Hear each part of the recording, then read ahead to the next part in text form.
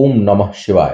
मैं हूं ज्योतिर्विद पंडित दीपक दुबे और उपस्थित हूं आपके साथ बुध के वक्री अवस्था में पुनः तुला राशि में प्रवेश के ऊपर इनके प्रभाव को लेकर। बुध वक्री चल रहे हैं वृश्चिक राशि में ही और 23 नवंबर को ये वक्री अवस्था में तुला राशि में प्रवेश करेंगे। बुध जब वक्री हुए थे तो उस समय मैं राशिफल नहीं दे पाया था वृश्चिक का, लेकिन नज़र पड़ी अभी कि ये कुछ बहुत कम समय के लिए 23 नवंबर से 6 दिसंबर तक के लिए जो है ये आ रहे हैं, तुला राशि में रहेंगे और इसमें वक्री रहेंगे ये 29 नवंबर तक और फिर तुला में फिर मार्गी होंगे 6 दिसंबर तक और मार्गी अवस्था में वृश्चिक में प्रवेश कर जाएंगे। तो वृश्चिक का तो मेरे ख्याल से मैंने राशिफल दिया हुआ है बुध का। ये वक्री अवस्था पे थोड़ा सा चर्चा कर लेते हैं। एक तो पहली बात तो यह है कि ये तुला वालों को अस्थिर करेंगे। अ, अब जिस भाव में जो है वो तुला राशि पड़ रही हो और आपके लग्न के, तो उस भाव को अस्थिर करेंगे जहां पर ये आएंगे। वक्री बुध जो है निश्चय ही बुध का काम है तर्क शक्ति, वाणी, बौद्धिक क्षमता, कैलकुलेशन, ये सब चीजें देना।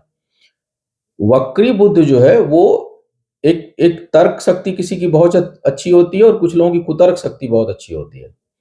वो भी तर्क ही करते हैं, लेकिन आप देखेंगे कि उनके तर्क से लोग परेशान होते हैं और एक तर्क होता है जो तर्क व्यक्ति देगा तो उससे लोग संतुष्ट होते हैं और उसको सुनना चाहते हैं, वो भी तर्क ही होता है। तो वक्री बुद्ध जो है वो थोड़ी कुतर्क क्षमता को बढ़ा देते हैं। और उसके अलावा किस किस भाव में है, कहीं संबंध भाव में है तो संबंधों के लिए नकारात्मक, तो वक्री अवस्था में ग्रह जो है वो नकारात्मक परिणाम ही देते हैं, एक दो भावों को छोड़ दिया जाए तो ये प्रभाव होने वाला है। और चूंकि बहुत कम समय के लिए जाएंगे तुला में और वक्री अवस्था में फिर मार्गी होंगे, फिर जो है वो चले आएंगे। तो अगर मैं देखूं तो जो तुला में वक्री का प्रभाव है वो 23 नवंबर से लेकर के 29 नवंबर तक है, मुश्किल से 6 दिन। और उसके बाद 29 से लेकर के 6 दिसंबर तो 6-7 दिन और मार्गी अवस्था में रहेंगे। तो ये क्या करेंगे कि 12-13 दिन तुला वालों को थोड़ा सा करेंगे डिस्टर्ब। और तुला मतलब तुला वाले भाव में जो आपकी लग्न राशि से तुला राशि जिस भाव में पड़ रही हो, तो वो जो राशि है उस भाव को करेंगे ये डिस्टर्ब और अस्थिर। और ये तब ज्यादा करेंगे अगर इस समय ये कहीं प्रत्यंतर वगैरह में हो, मतलब प्रत्यंतर में हो, सूक्ष्म में हो, तो ज्यादा प्रभावी कर देंगे इस समय। अन्यथा इस प्रभाव को नगण्य समझें, ये भी जान लीजिए कि अगर दूसरे ग्रहों की दशा अंतर दशा चल रही है तो ये प्रभाव जिसमें बुध का कहीं मतलब कहीं दशा अंतर दशा तो नहीं, दशा में तो बहुत से अंतर अंतर प्रत्यंतर सूक्ष्म प्राण दशा में अगर ना हो तो फिर ये इनके प्रभाव को आप नगण्य मान के चलिएगा। अब एक एक करके लग्न राशि के हिसाब से बात करूंगा कि क्या होगा बुध का ये क्षणिक प्रभाव अस्थिर करने वाला, किस किस भाव को कहाँ डिस्टर्ब करेंगे। जो नए दर्शक हैं वो जान लें कि यह मेरा जो राशिफल होगा यह लग्न राशि पर आधारित है। इसके लिए आप चंद्र राशि, नामाक्षर या सूर्य राशि इत्यादि को आधार ना माने। दूसरा, यह बेहद सामान्य आधार पर होता है। इसके लिए आप जो है इसको अंतिम ना माना करें कभी भी, जब भी हो राशिफल को, कि मैं बहुत पक्षधर नहीं हूं। मतलब अब चूंकि सब लोग सुनते हैं बहुत चाव से कथा की तरह भगवान की, तो इस कारण जो है वो देनी बाध्यता हो जाती है। अन्यथा राशिफल अब हम लोग गोचर में बात करेंगे, आपके लिए कौन सी दशा अंतर प्रत्यंतर किस जो है वो दशा में आप हैं, किस उम्र की अवस्था में हैं, वो भाव आपके लिए इस समय एक्टिवेटेड माने उसकी जरूरत है भी कि नहीं है। तो ये इस चीज को इसीलिए इसको बेहद सामान्य मान के आप चला करें। अब आपकी अपने जीवन में कोई निर्णय लेना हो तो आप ज्योतिषीय परामर्श लें, कुंडली का विश्लेषण कराएं, उसके बाद किसी निष्कर्ष पर पहुंचें। जो लोग मुझसे परामर्श लेना चाहते हैं, मेरी वेबसाइट astrotips.in है, उसके माध्यम से आप मुझसे परामर्श ले सकते हैं।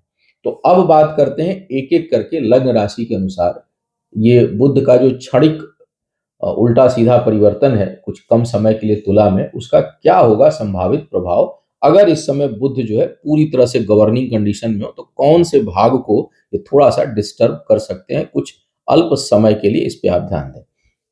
सबसे पहले बात करते हैं मेष वालों की। मेष वालों के लिए जो है ये सप्तम भाव में आएंगे। शुक्र वहां विराजमान है। शुक्र, हालांकि शुक्र भी 2-3 दिन ही रहने वाले हैं, लेकिन जब तक वक्री अवस्था में रहेंगे ये रहेंगे। ये थोड़े समय के लिए अगर प्रभावशाली स्थिति में हुए तो ये वैवाहिक जीवन को डिस्टर्ब कर देंगे उस समय। लंबा परमानेंट कुंडली बहुत अच्छी है, स्थायी कुंडली बहुत अच्छी है, कोई दोष नहीं है, तो छोटे-मोटे नोक-झोंक, तर्क-वितर्क बढ़ेगा और उसको डिस्टर्ब कर सकते हैं। ये कार्य व्यापार को डिस्टर्ब कर सकते हैं। आपके लिए नकारात्मक सोच उत्पन्न कर सकते हैं आपके लिए, विचारों में थोड़ी बहुत नकारात्मकता आ जाए, इसकी संभावना यहाँ पर जो है वो बुध बना देंगे। इसके साथ-साथ जो लोग संतान प्राप्ति मैं विशेष रूप से बोल रहा हूँ कि जो लोग संतान प्राप्ति के लिए प्रयास करने वाले हों, वो इस समय बल्कि ना करें इस दौरान, जब तक इनकी युति यहाँ बनी हुई है, क्योंकि ये निष्फल प्रयास होगा। इस प्रयास में सफलता नहीं प्राप्त होगी, तो इसका थोड़ा-सा ध्यान आपको रखना चाहिए। अब बात करता हूँ वृषभ वालों के लिए। वृषभ वालों के लिए अगर देखा जाए तो यह छठे भाव में आ रहे हैं। जो है आपके पंचमेश है, पंचमेश में पंचम भाव के स्वामी होकर के और लाभ भाव के स्वामी होकर छठे भाव में वक्री अवस्था में हो रहे हैं। यहाँ पर यह निश्चय ही शत्रुओं के लिए ठीक नहीं है। यहाँ शत्रुओं के समन में और ये प्रभावशाली होंगे, लेकिन शिक्षा प्रतियोगिता के मामले में ठीक नहीं है। धन के डूबने की संभावना भी यहाँ पर बनेगी। तो और जो यात्राएं होंगी वो निष्फल जा सकती हैं इस समय, उसमें सफलता नहीं प्राप्त होगी। तो एक तो शिक्षा प्रतियोगिता में ये कमी करेंगे, सफलता में थोड़ा-सा उसको संदिग्ध बना देंगे इस दौरान कोई महत्वपूर्ण चीज़ है तो। धन किसी को ना दें, धन डूबने की संभावना, आर्थिक हानि की संभावना हो सकती है, बचत प्रभावित हो सकती है। लेकिन शत्रुओं के समन में ये जो है यो योगकारी होंगे, वहां के लिए यह जहां पर अच्छी स्थिति उत्पन्न आपके लिए कर रहे हैं। मिथुन वालों के लिए लग्न ही सही है और सुखेश है, पंचम भाव में वक्री अवस्था में है। यहाँ पर ये यहाँ भी शिक्षा प्रतियोगिता के लिए थोड़ी बहुत बाधा की स्थिति उत्पन्न करेंगे। सोच में थोड़ी नकारात्मकता आएगी और जल्दबाजी भी आएगी। इधर बीच जो कोई काम आप करेंगे वो थोड़ी जल्दबाजी में करेंगे, निर्णय बड़ा जल्दी लेंगे, लेकिन उसके निगेटिव होने के चांसेस बहुत ज्यादा रहेंगे, इस बात का आप ध्यान रखिएगा। आय के मामले में जरूर कुछ हद तक सहयोगी बनाएंगे और उसको लेकर थोड़ी बहुत चिंता भी उत्पन्न होगी। उस आय को लेकर थोड़ी बहुत चिंता भी होगी, प्रयासरत भी रहेंगे और किसी भी तरह से युक्ति बल से जो है वो आय प्राप्त करने की प्रवृत्ति तेज होगी और उसमें कुछ हद तक आप सफल भी इस दौरान होंगे। कर्क वालों की बात किया जाए तो ये सुख भाव में है और व्ययेश है और इसके साथ तीसरे भाव के स्वामी हैं। तो यहां पर जो है वो खर्च की अधिकता, घर परिवार में, पारिवारिक जीवन में, अब घर के अंदर किसी चीज की हानि जिसमें धन का नुकसान हो, किसी चीज का नुकसान हो जिसमें धन खर्च हो, करीबी लोगों के साथ थोड़े बहुत वैचारिक मतभेद या उनके ऊपर आपका धन और समय खर्च होना और पारिवारिक सुख में कमी होना, इसका लक्षण यहाँ पर बुध जो है वो दिखाएंगे। कार्य क्षेत्र में भी थोड़ा बहुत उतार चढ़ाव और अनावश्यक की ऊर्जा जो है आपकी लगे, जिसका कोई बहुत सकारात्मक परिणाम ना आए, इसकी प्रबल संभावना यहाँ पर बुध बनाएंगे। तो कर्क वालों के लिए बिल्कुल यह स्थिति ठीक नहीं बना रहे हैं। सिंह वालों के लिए तीसरे भाव में आएंगे। यहां पर करीबी लोगों से संबंध बिगड़ सकते हैं, विशेष करके भाई बहनों के साथ, विशेष करके बहनों के साथ। तो यहां पर ये संबंधों को बिगाड़ने वाले, आय में थोड़ी बहुत कमी, धन जो है वो अनावश्यक रूप से खर्च हो इसकी संभावना और अनावश्यक का तनाव, भाग्य पक्ष में भी आर्थिक मामलों में भाग्य पक्ष का सहयोगी ना होना। तो इस तरह की स्थिति यहाँ पर बुध जो है वो बनाएंगे। यहाँ पर रिश्तों को लेकर के ये अस्थिर करेंगे, भाग्य को लेकर के अस्थिर करेंगे, आय को लेकर के अस्थिर करेंगे और किसी काम को करने के पीछे जो आपकी सोच होगी उसमें थोड़ी बहुत नकारात्मकता हो सकती है कि भले मुंह से बोलें या ना बोलें, लेकिन मन में ये विचार आएगा कि कर तो रहा हूं, इसके लिए क्यों करूं। ऐसे भाव आते रहते हैं। तो थोड़ा सा किसी के उपकार करने में या किसी को मदद करने में आपके अंदर एक नकारात्मक सोच भी जन्म ले सकती है, अगर बुध प्रभावशाली समय हुए तो ये प्रभाव इनका यहाँ पर हो रहा है। कन्या वालों के लिए लग्नेश ही है, दूसरे भाव में है। दूसरा भाव जो है वो यहाँ पर ये परिश्रम अधिक कराएंगे तब लाभ प्राप्त होगा। धन के मामले में वाणी भी थोड़ी बहुत नकारात्मक हो सकती है। बोलना जो है वो आप चाहेंगे कि मैं अच्छा बोलूं, लेकिन इस समय थोड़ा बहुत निगेटिव जो है वो माने बोलते बोलते कुछ निगेटिव बोल जाएंगे, जिससे रिश्ते खराब हो सकते हैं। मन अशांत हो सकता है, मानसिक अशांति के भी कारक यहाँ पर होंगे और परिश्रम अधिक होगा, परिणाम थोड़ा कम मिलेगा, थका देने वाली स्थितियां होंगी, अपने ऊपर धन भी खर्च आप इस दौरान करेंगे, कुछ धन बिना सोचे समझे खर्च कर सकते हैं। तो यहाँ पर भी जो है वो वक्री बुध जब तक वक्री अवस्था में रहेंगे, मार्गी में होंगे तो फिर सब एकदम रिवर्स परिणाम देने लगेंगे, ये जान लीजिएगा। तो वक्री अवस्था में जो है वो बुध यहाँ पर आपके लिए भी कुछ नकारात्मक स्थिति उत्पन्न करेंगे। तुला वालों के लिए लग्न में ही आ रहे हैं, भाग्येश भी हैं और व्ययिस भी हैं। तो जो ये मार्गी अवस्था इनकी है, इसमें खर्च बहुत अधिक होगा, छोटी मोटी यात्राओं की संभावना है, सोच में थोड़ी नकारात्मकता आ सकती है। ऐसे लग्न पे अगर वक्री ग्रहों का प्रभाव स्थायी रूप से हो तो ऐसे लोगों का अक्सर ऑरा भी निगेटिव हो जाता है और फिर वो नकारात्मक चीजों को अपनी ओर स्वतः आकर्षित करते हैं। यानी जीवन में हर्डल हमेशा रहता है। यहाँ पे चूंकि ये बहुत अल्प समय के लिए है, उसमें तो 3-4 दिन शुक्र ही वहां पे रहने वाले हैं और अश्वा राशि के शुक्र हैं, तो बहुत प्रभाव तो नहीं पड़ेगा। लेकिन अगर बुध ही पूरी तरह से इस समय गवर्न कर रहे हो तो थोड़ी सी नकारात्मकता कुछ समय के लिए उत्पन्न कर देंगे, विचारों में नकारात्मकता कर देंगे, किसी काम के लिए आप जाएंगे, हो सकता है वो काम बने ना, वो टल जाए। अच्छी बात है कि बहुत कम समय का प्रभाव है, इसलिए कोई बहुत घबराने की जरूरत नहीं है। लेकिन हाँ, अगर कोई बहुत महत्वपूर्ण कार्य हो आपका तो बेहतर होगा कि इनकी वक्त, और अगर आपके हाथ में समय लेने का ऑप्शन हो तो बेहतर होगा कि 29 तारीख तक इसको छोड़ दें, क्योंकि ये जो है थोड़ा सा निगेटिव इम्पैक्ट उत्पन्न करेंगे आपके लिए। अब बात करते हैं वृश्चिक वालों के लिए।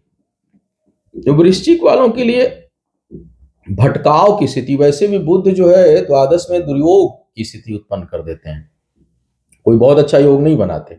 वक्री अवस्था में ये आपके प्रयासों को निष्फल करेंगे और होते हैं आपके अष्टम भाव के स्वामी और 11वें भाव के स्वामी। तो अष्टम वाले मैटर में तो बहुत प्रभाव नहीं पड़ेगा, लेकिन आय को ये प्रभावित कर सकते हैं। अनावश्यक का धन खर्च होना और आय में रुकावट या बाधा उत्पन्न होने की संभावना क्षणिक बना सकते हैं। अगर कहीं कोई वाद विवाद, कोई डिस्प्यूट चल रहा हो तो उसको इस समय, और विशेष करके नौकरी से संबंधित, तो उसको कुछ समय के लिए होल्ड पर रखें और किसी चीज में ना पड़े। यात्राएं इस समय निरर्थक हो सकती हैं, वहां धन खर्च जो है आपका हो, इसकी प्रबल संभावना बनेगी। तो यहाँ पर बुध जो है कोई बहुत अच्छा परिणाम आपके लिए वक्री अवस्था में नहीं देंगे। मार्गी अवस्था में भी जो है वो तुला, उसके लिए तो तुला का मैंने राशिफल दिया हुआ है, उसे सुने। धनु वालों की बात करते हैं। धनु वालों के लिए आय स्थान पर है, एकादश भाव में अगर ग्रह क्रूर हो या वक्री अवस्था में हो तो अधिकांश परिस्थितियों में, और भी दशमेश होकर के हैं, तो परिश्रम तो अधिक होगा, इसमें तो कोई संदेह नहीं है, लेकिन धन प्रचुर मात्रा में आएगा। आय के लिए यहाँ पर ठीक है, इनकम जो है वो बढ़ेगी और इनकम के लिए आप थोड़ा युक्ति बल भी लगाएंगे, मतलब लालायित भी होंगे, किसी भी तरह से धन आ जाए। एक होता है कि आप काम किए जा रहे हैं बड़ा मस्ती में और धन आ रहा है, ठीक है, वो बहुत निष्फिक्र होकर के चीजें आ रही हैं, हो रही हैं, उसकी चिंता नहीं। यहाँ पर थोड़ी सी चिंता, थोड़ा लालच भी, अगर मैं उसको शब्द दूं, लालायित शब्द को लालच शब्द दे दूं तो ज्यादा अच्छा होगा, वो बढ़ सकता है। लेकिन येन केन प्रकार धन आएगा, अर्थ के मामले में अच्छा है। शिक्षा प्रतियोगिता में सफलता में थोड़ी कठिनाई आएगी। सलाह इस समय जो है वो लेना श्रेयस्कर रहेगा, दें नहीं किसी को, क्योंकि देंगे तो उल्टा पड़ सकता है। आपकी सलाह इस समय बहुत सार्थक होगी नहीं, तो बेहतर है कि आप सलाह जो है वो लें, लोगों से देना, हालांकि लेंगे नहीं ये भी मुसीबत है। तो जो है वो अगर लेते हैं तो वो आपके लिए लाभकारी होगा। अब बात करते हैं मकर वालों के लिए। मकर वालों के लिए भाग्येश हैं और छठे भाव के स्वामी हैं, दसम भाव पे वक्री अवस्था में है। ये ठीक नहीं है, नौकरी इत्यादि के लिए ठीक नहीं है। हालांकि शुक्र बहुत बैलेंस करेंगे, ये जान लीजिए। और मैंने पुनः कहा कि ये बहुत कम समय के लिए, लेकिन अगर पूरी तरह से बुध गवर्न कर रहे हो इस समय, पूरा प्रभाव बुध का हो, तो फिर यह आपके अचानक नौकरी में बड़ा अवरोध थोड़े समय के लिए उत्पन्न कर सकते हैं। अचानक कहीं कोई काम से संबंधित यात्रा होगी, वो कष्टकारी हो जाएगी। अचानक कार्यस्थल पर शत्रु विवाद उत्पन्न हो सकता है, भाग्य पक्ष कमजोर हो सकता है। कहीं इस दौरान अगर कोई आपको प्रमोशन या किसी चीज का लेटर प्राप्त होता है तो वो डिस्प्यूटेड हो सकता है, उसमें दिक्कतें आ सकती हैं। कोई पेपर वगैरह साइन करें तो सोच समझकर उसको अधीरता में नहीं, धैर्य के साथ साइन करें, क्योंकि यह बहुत अच्छी स्थिति उत्पन्न नहीं करेंगे कर्म क्षेत्र के लिए। पारिवारिक जीवन में भी थोड़ा बहुत जो है वो हल्का फुल्का तनाव उत्पन्न कर सकते हैं यहाँ पर बुध। अब बात करते हैं कुंभ वालों की। कुंभ वालों के लिए भाग्य स्थान पर आ गए, पंचम भाव के स्वामी हैं और अष्टम के स्वामी हैं, भाग्य स्थान पर हैं। तो निश्चय ही भाग्य में थोड़ी रुकावट, करीबी लोगों के साथ थोड़ी बहुत धोखा भी, और उनको लेकर के कुछ अपने अंदर नकारात्मक सोच और उनके अंदर भी आपको लेके नकारात्मक सोच, ये दोनों वाइस वर्सा होगा। तो कुल मिलाकर के क्या होगा कि थोड़े संबंधों में नकारात्मकता आ सकती है करीबी लोगों के साथ, उस पर भी आपको ध्यान देना होगा। शिक्षा प्रतियोगिता में भाग्य का बहुत सहयोग नहीं मिलेगा इस समय, तो परिश्रम का तो परिणाम मिलेगा लेकिन भाग्य का सहयोग नहीं मिलेगा। कई बार होता है ना कि हम गए, खूब अच्छा पेपर हुआ, लेकिन किसी का भाग्य उस समय बड़ा मजबूत है और तो हम वो निकल गया और हम जो है बहुत कम मार्जिन से रह गए, उसको ही भाग्य बोलते हैं। वहाँ परिश्रम में कोई कमी नहीं है, लेकिन भाग्य में कमी होगी। तो ये भाग्य में इस समय कमी कर सकते हैं और प्रयास को थोड़ा बढ़ा दें। यहाँ पर जो रुकावट बाधा है, इसके लिए गणेश जी की आराधना बड़ी लाभकारी होगी। अगर कोई महत्वपूर्ण कार्य या भाग्य संबंधी कोई कार्य आपके लिए है तो जरूर करें, उससे आपको बड़ी राहत मिल सकती है। मीन वालों के लिए ये अष्टम भाव में है और हैं सुख भाव के स्वामी और सप्तम भाव के स्वामी। यहाँ पर अष्टम है, यह थोड़ा सा स्वास्थ्य के लिए ठीक नहीं होगी स्थिति। स्वास्थ्य पर थोड़ा ध्यान दें, अपने भी और जीवन साथी के स्वास्थ्य, माता के स्वास्थ्य के लिए भी ठीक नहीं है। तो यहाँ पर ये तीन, खुद का, जीवन साथी का, जीवन संगिनी हो, जीवन साथी हो, या और अपनी माता, ये तीनों के स्वास्थ्य के लिए ठीक नहीं है। पारिवारिक जीवन में थोड़े बहुत कष्ट की अनुभूति होगी। शरीर का मध्य निचला भाग जो है वो एलर्जी, स्किन से संबंधी एलर्जी, कुछ न कुछ जो है वो रोग कष्ट उत्पन्न हो इसकी और अगर इस समय उत्पन्न होगा तो जल्द वो उत्पन्न हो गया तो जल्दी ठीक नहीं होगा। तो इसलिए बेहतर होगा कि अगर छोटी मोटी समस्या भी आए तो उस पर आप तुरंत जो है वो सावधानी बरतें। धन की बचत के लिए भी यह समय आपके लिए ठीक नहीं होगा। नए कार्य व्यापार में इस दौरान हाथ नहीं डालना चाहिए। तो यह था माने ज्यादा वक्री पर फोकस किया, तुला में वक्री बुध का क्या होगा संभावित प्रभाव। आपका आने वाला समय शुभ हो, आयु आरोग्य और ऐश्वर्य की वृद्धि हो। इन्हीं शुभकामनाओं के साथ आपसे विदा लूंगा। पुनः मुलाकात होगी किसी नए विषय पर, तब तक के लिए मुझे आज्ञा दीजिए। ओम नमः